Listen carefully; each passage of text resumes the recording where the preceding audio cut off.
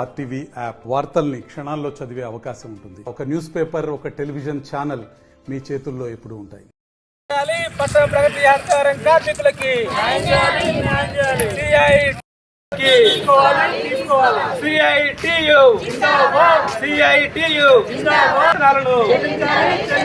చెల్లించాలి, పెండింగ్ వేతనాలను న్యాయం చేయాలి, కార్మికులకు హర్తారం మొక్కలని సిఐటియు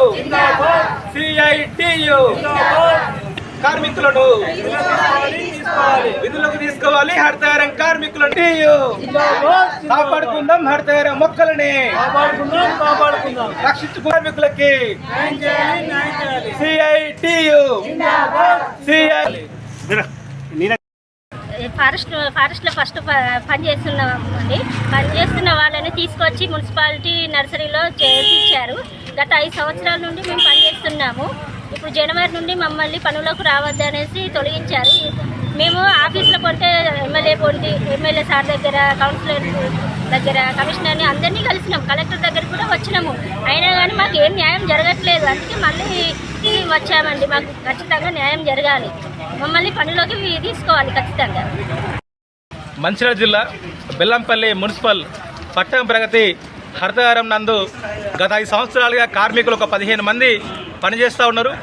మరి ఈ 2024 సంవత్సరానికి సంబంధించి జనవరి నుంచి స్థానిక మున్సిపల్ కమిషనర్ గారు మరి మున్సిపల్ బడ్జెట్ లేదు కాబట్టి మీరెవరు పనికి రావద్దని చెప్పడం జరిగింది. దీంతో కార్మికులందరూ కూడా జనవరి నుంచి నేటి వరకు మమ్మల్ని పనుల్లో తీసుకోవాలని చెప్పి జిల్లా కలెక్టర్ గారి దృష్టికి కానీ, ఎమ్మెల్యే గారి దృష్టికి, municipal commissioner, chairman, vice chairman అందరి చుట్టూ తిరిగినా కూడా ఇలా ఫలితం లేకుండా పోయింది. ఎవరు కూడా కార్మికుల్ని పట్టించుకోవట్లేదు. అందుకే మరోసారి ఈరోజు జిల్లా కలెక్టరేట్ ఏట మరోసారి ధర్నా చేయడం జరుగుతూ ఉంది.